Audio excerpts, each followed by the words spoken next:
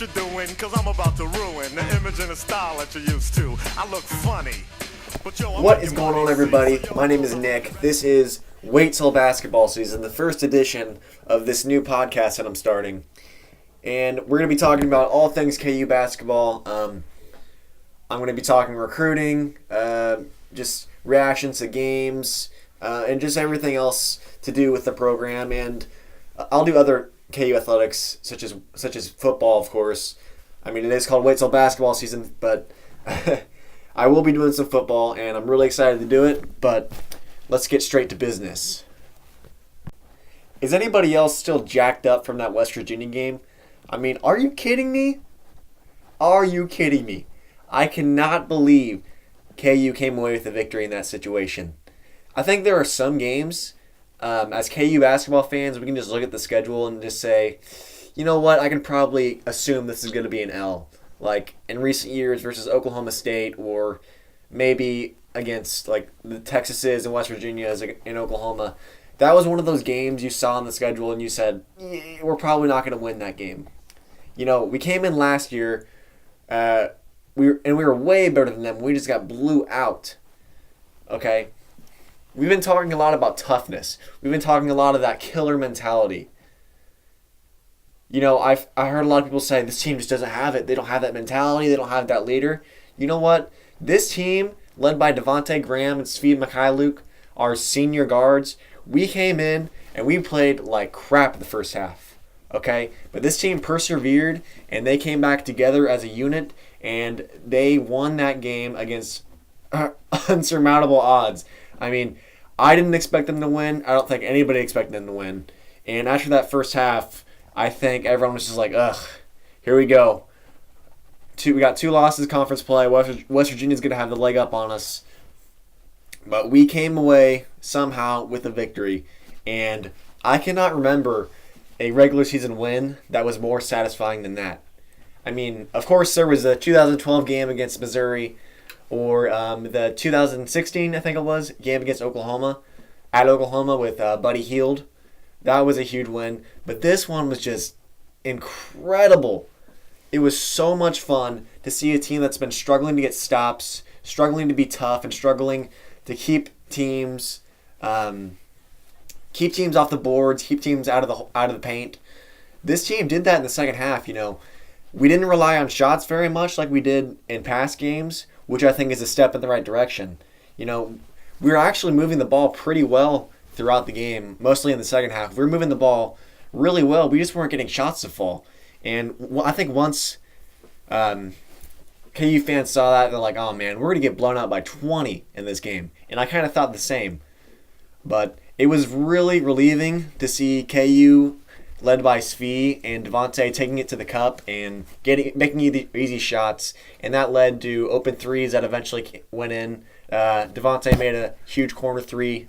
Svi made a couple big ones. LeGerald made a big one. You know, we made the right shots at the right time. We got the stops at the right time. And honestly, it was beautiful. And you know, this is the KU team I've been waiting on all year.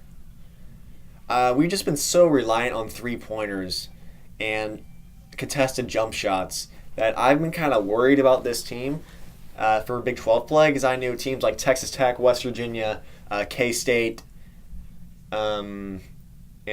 Baylor, they're all pretty solid defensive teams. And I just thought that, you know, if we're going to be settling for those long jumpers and just hoping they go in like we're Iowa State or something, I thought that we could end up with 5, 6, 7 losses. I mean, 5 isn't that bad, but 6, 7 losses, that is not good. You know, we grinded it out. We got the stops. We didn't rely on the threes, and we actually only lost the rebounding battle by 2, I think, against a pretty good rebounding team in West Virginia. You know, it's everything I wanted to see. It was gritty. It was tough. You know, that's what championship teams do. They have to grind out tough victories at hostile places like Morgantown, and they have to find ways to win. And I can't say it enough. The leadership by Svi and Devontae was exceptional. You know, I really like seeing that fire and that intensity, and I think people saw that in timeouts. With Devontae Graham, he was getting people's faces, talking, encouraging the team, getting the team pumped up in the game After he hit a big shot, he was making a 3-point symbol on his head. I just love that intensity in my senior point guard, my senior leader. And you know what? I'm done listening to we don't have that leader, we don't have that toughness, we don't have that mentality. I know these seniors can do it. Okay? I know that Devontae Graham has toughness. He's been through the show. He's seen the Frank Masons do it. He's seen the Perry Ellis do it. He's seen plenty of leaders in his time at KU. And he's ready, and he's doing it. He's taking that mold, and he's becoming that Frank Mason type of player that we've wanted to see. You know, he's not as good as a player as Frank was, but his numbers are excellent. He's not turning it over very much. He had a couple really bad ones, but that was only minimal in the game. But you know what? He's doing everything you need to do to win. And in games like that, we need guys like him to step up, and they did. And seeing that makes me feel more confident. I know it's January, but it makes me feel more confident for tournament play, because what wins you games in the tournament? Experience guard play. Experience and consistent guard play gets you in the tournament.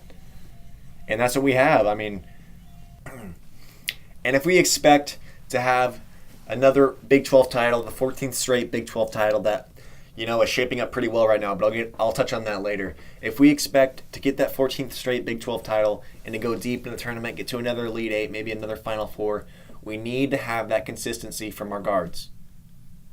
Our experienced guards need to lead the way. They did it last night. They've done it in tough games. You know, even against games like K-State against Iowa State.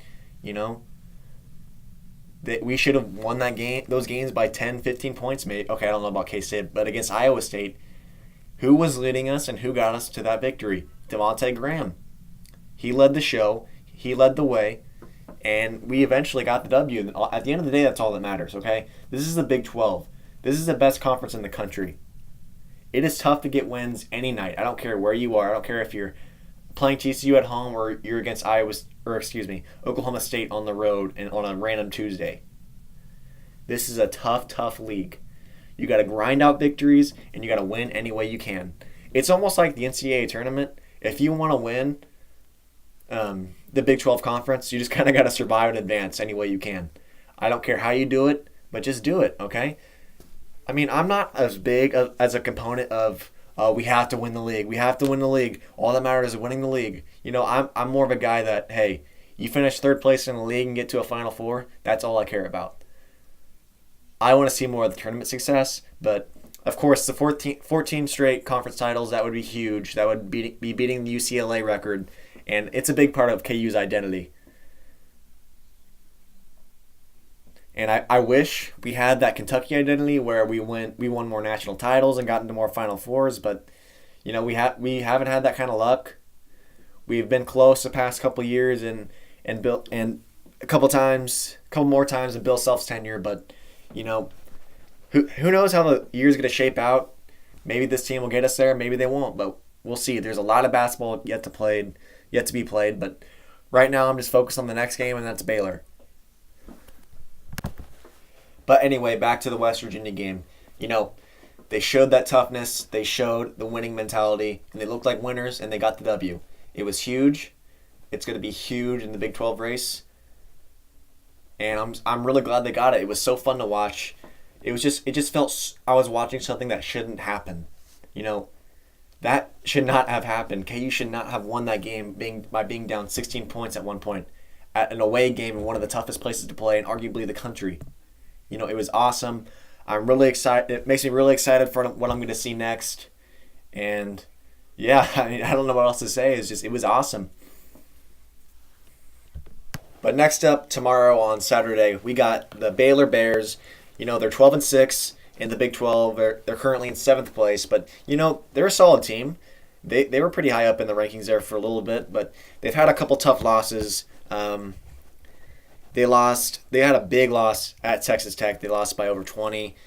They lost by 3 to TCU. They played a really tough game at West Virginia, which is interesting. And they had a loss by 10, which is strange, at Iowa State. You know, I think this team's kind of deceiving. Baylor runs through their point guard, Manu Lecomte. He's a really good player. He's their point guard. He can shoot the ball. He can take it to the paint. He knocks down free throws. He's a pretty good passer. But what I've seen from Baylor is they are very inconsistent, and they are not as good they're not as good at defense as they have been in the past. With this game, this is one of those games where I want to see KU win by at least 10 points. From all that we've been through with Iowa State, Texas Tech, K-State, all those tough games, all those close games. With a huge win at West Virginia, you'd have to feel confident going into this game that KU should be at least a 7-point favorite. I'm not sure what the line is. I'm sure it's something similar to that. I'll check right now. But it's a game where KU is clearly better. They're a better team in every aspect. Baylor has been playing that zone, but they've been going in and out of it throughout the year. Okay.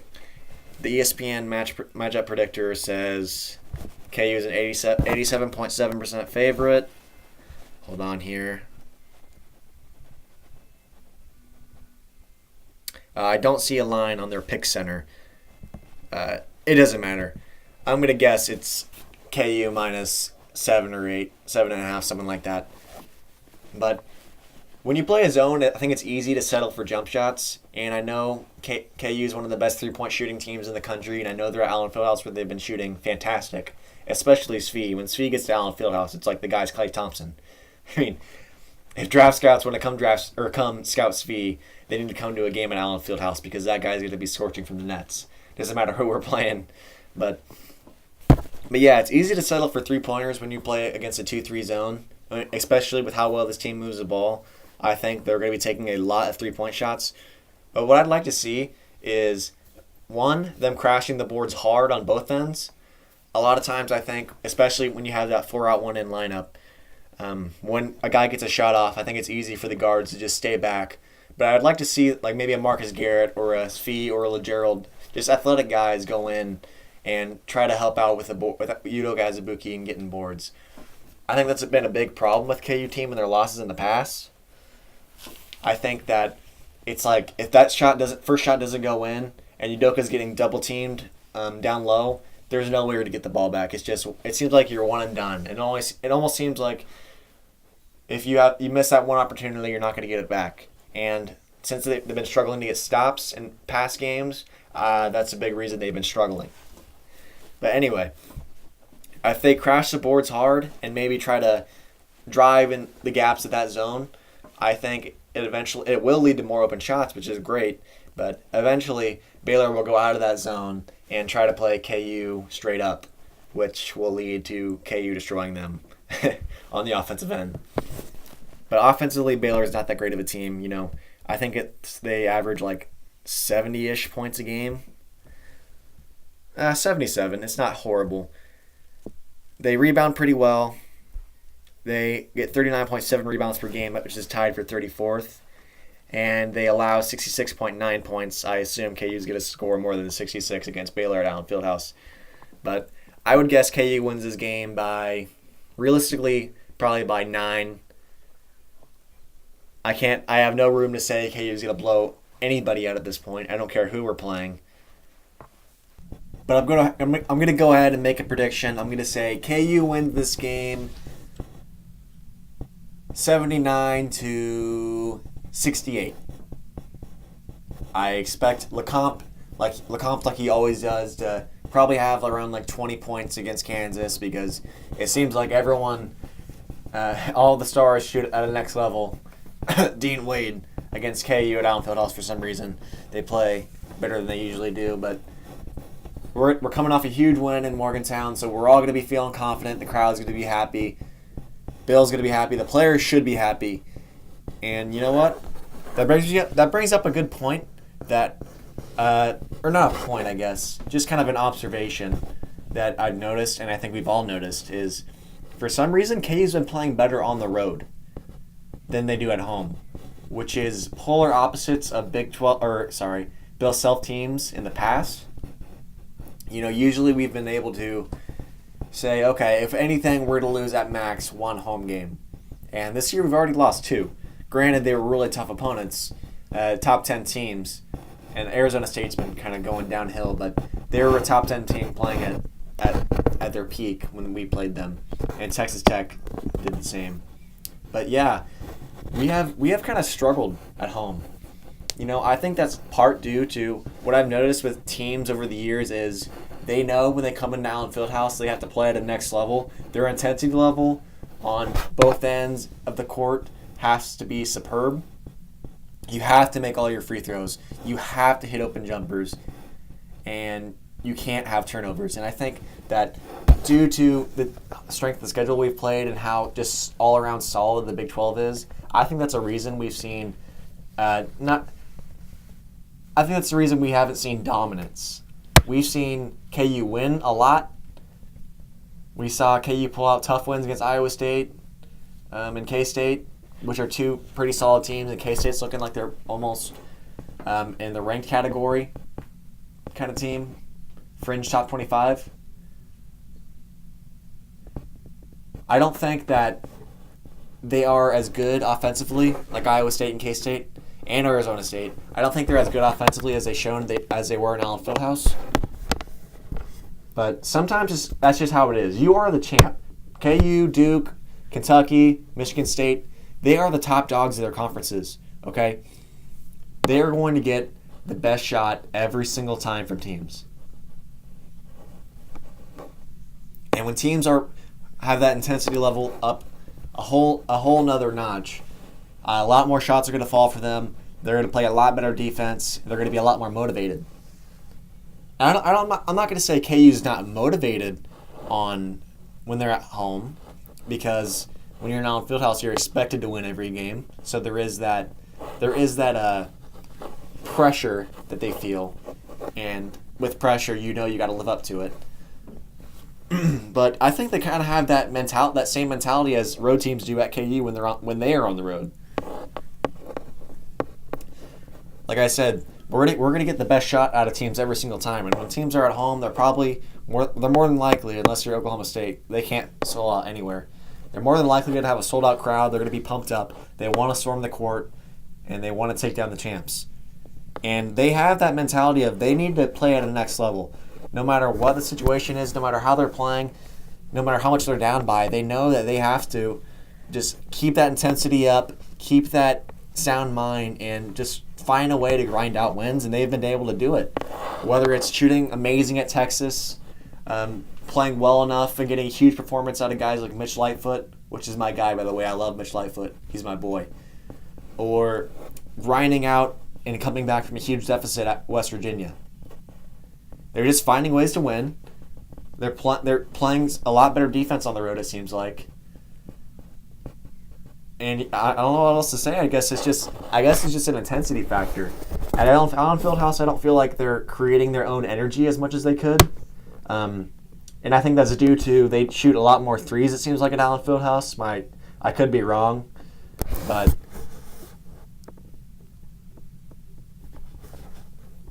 this year at the beginning, it seemed like every three we shot was falling. And I think that kind of got in our own heads that maybe that we're at Allen Fieldhouse and the shots are just going to fall. And I think that when we got that mentality of shoot three first no matter what, we kind of got, and when those threes stopped falling, we kind of, not discouraged, but when you do that, you look like a bad team. When you miss shots, you look like a bad team. Okay, no Bill Self team is a bad team. But when you miss shots versus when you make shots, they're polar opposites. Your team could look like the best team in the world one night, and then when you shoot 30% from the field, you look like one of the worst teams in the country another night. And when that happens, when they're struggling to make shots on the offensive end, the crowd gets out of it. It creeps up in the players' minds, and they don't create as much energy and intensity as they have shown on the road. On the road, no matter what, if the crowd's getting pumped up, they're champions, okay? They play. Oops, my microphone just fell. Sorry about that. The players at Kansas are champions. They've been there before. They know the kind of intensity you need to win on the road. And I just think that they just kind of played at a next level, and their mentality's been almost a little bit different. excuse me, a little bit different on the road than at home. But I don't think it's going to be a problem. I don't see KU losing another home game. And I talked about penciling in losses.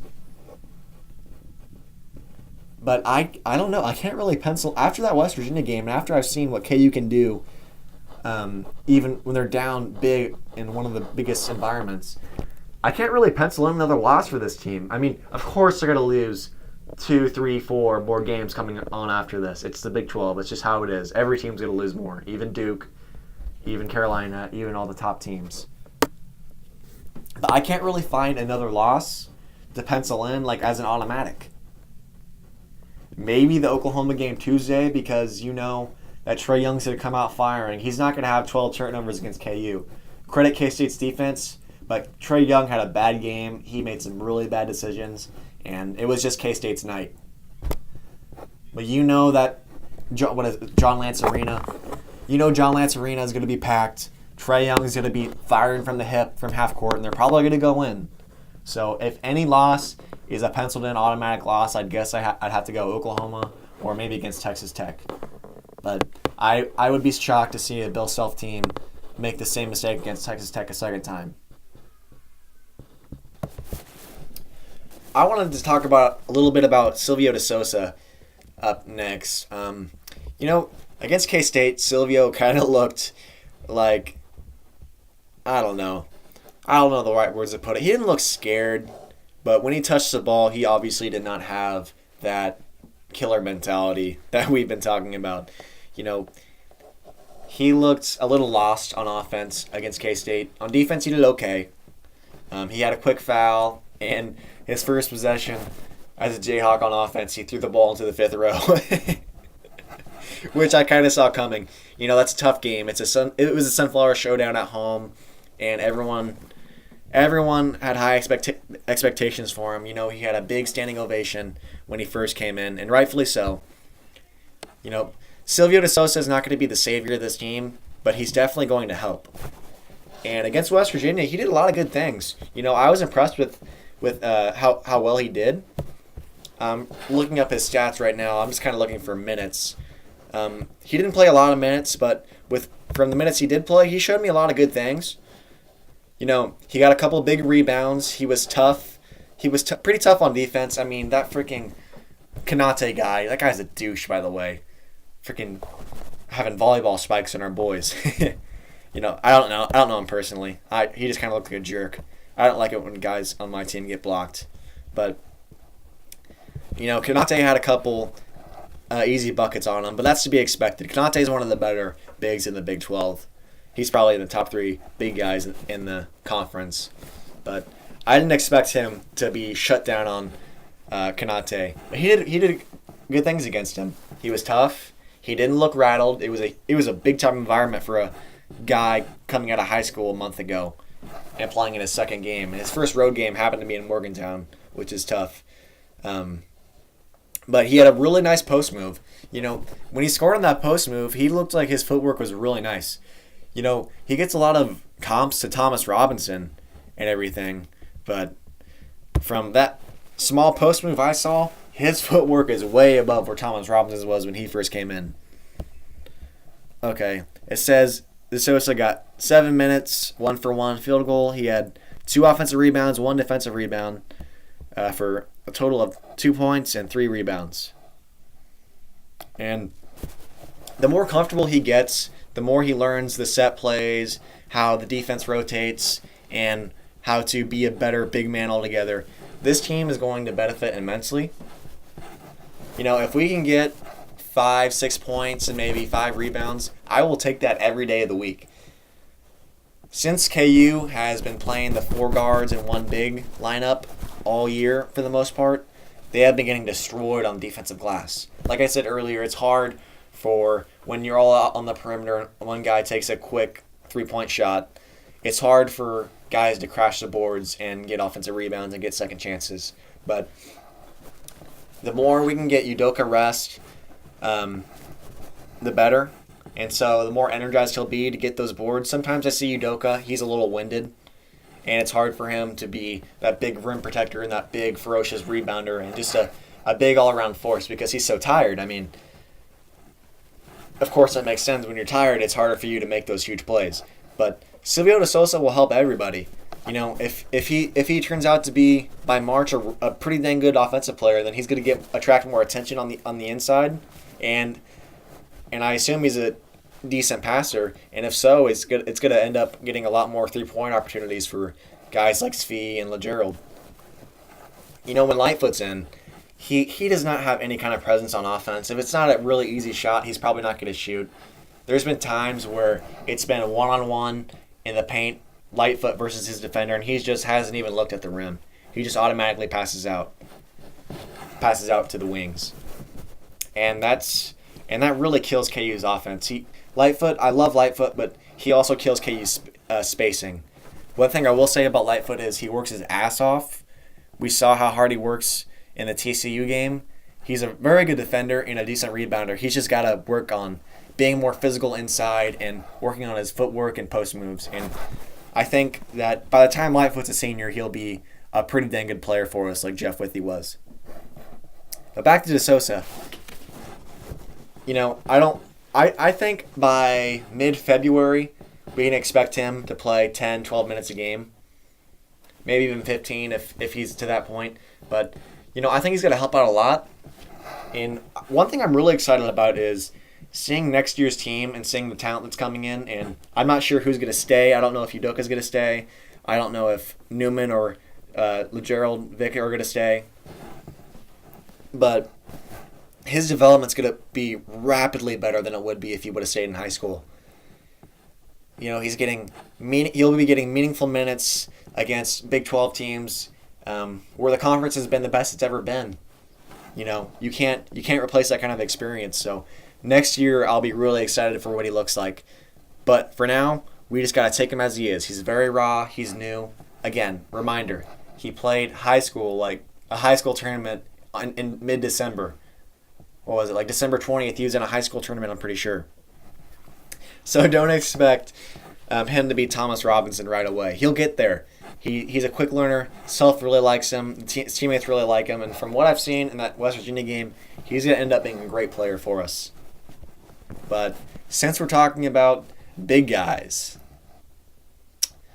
let's go ahead and talk about everyone's favorite KU topic this year, and that is Billy Preston. I hate to say it, but I'm losing faith, people. I am losing faith in Billy Preston ever playing as a Kansas Jayhawk. I know. It's sad. You know, I was so excited when they got Billy. He is a great talent. He would help this team so much. Just rebounding, scoring, defense, everything. He's such a talented guy, and I was so excited to see him play, but I really don't think he's going to play this year.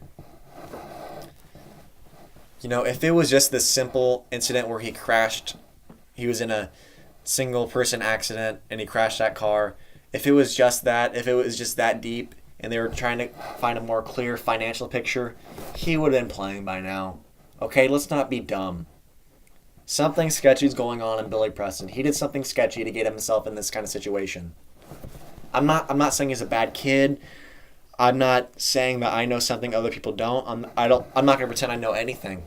But I think it's safe to assume that there's something else going on. And there is a reason the NCAA is taking so long to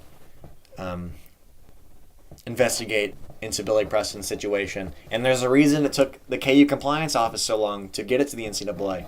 There's something else going on that we do not know. I'm sorry I have to leave this podcast with a bad note. I mean, I didn't really prepare for this very well. This is all going in one take. I'm playing video games while I'm recording this. But we got Baylor tomorrow, and then we got Oklahoma on Tuesday. I'm not sure if I'll do a podcast either Sunday or Monday. I might wait till after the Oklahoma game, but I'm going to say KU wins by about 11 against Baylor, and I'm going to say KU finds a way to win by 1 at Oklahoma if you don't hear from me. Okay? My name is Nick. This is Wait Till Basketball Season Episode 1 coming to a close. Rock Jock. Samoans do the Humpty Hump.